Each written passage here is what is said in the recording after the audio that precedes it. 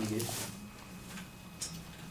Whatever you want. Okay. So I'll give you guys like a little backstory on my story. I was with my friend Nino. He's 19, and ages do matter. We'll see why later. But he's 19, and my other friend Christian, he's 17. So me being from San Diego, like I was going to Mexico a whole bunch. Especially when I'm 18 now. Like Mexico's honestly like a Vegas for an 18-year-old. So when I found that out, I was like, I'm down. Like I'm gonna be there all the time.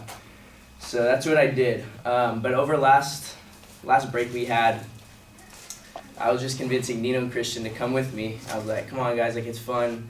And then they're all just like sketched out about the corrupt police and just how Mexico hasn't been the safest place in the past few years.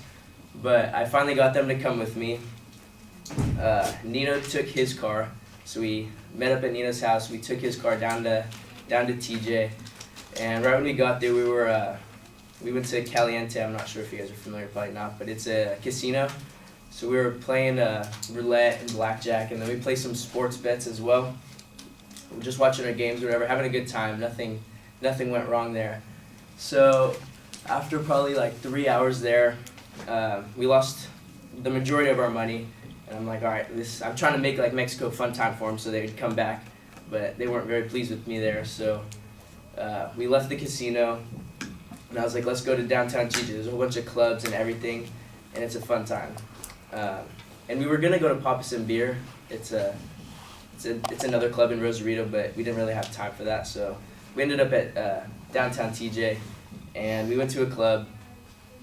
Walking around, so we go to the first club. It's like the biggest club in TJ, and you have to be 18 for that one. So I'm like, they usually just look at your ID and just send you in because they don't really care. So I'm in, they check my ID, they're like, you good? And then Nino's ID, he's 19, he's good. And then Christian, 17, he's like, no, you ain't good.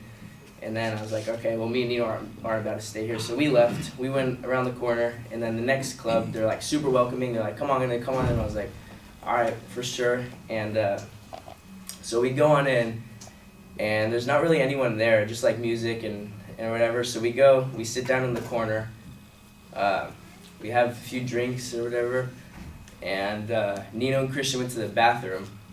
Well, I thought they were just going to the bathroom. And next thing you know, like, it's probably been like 4 or 5 minutes, and I'm like, okay, where are they? Like, this is kind of weird. So I go to the bathroom, and they're not there. So I was like, oh, God. So, and they did smoke. They smoked like a joint before, so I knew they had that on them. Like, and marijuana is like horrible to have in Mexico, so I was like, oh man, this is all bad. So I go to the bathroom. I don't see him. I go out the front of the club, like the door. I look to my left, look to my right. There's no one there. Like, or there's people there, but they're not there. And I'm like, this is so bad. And my phone like didn't have the best service because I was in Mexico, so I was just gonna stay in there because I'm not gonna like go walking around downtown TJ just looking for them when they know where I am like originally. So I was just gonna stay there. I was like high-key freaking out. And then I get a call from Nino. He's like, where are you? I was like, what do you mean where am I? I'm the same place like I'm supposed to be. I was like, where are you? He's like, we got a situation. I was like, what's going on? And he's like, we went to the bathroom and we went outside. There's a back door, and right when we went on the back door, we got arrested by the Mexican police. I'm like, oh my God. I was like, well, like, what's the deal? And he said, we're going to jail. And I was like, are you serious? And he's like, yeah, we're going to jail. And I was like, where are you? And he's like, I don't want to tell you because they'll probably arrest you too. And I was like, oh man, this is heavy. So I was like, they're not asking for money or anything? He's like, not right now. And then right after he said that, the Mexican cop offered money. Or he's like, if you pay me $1,000, I'll let you guys go.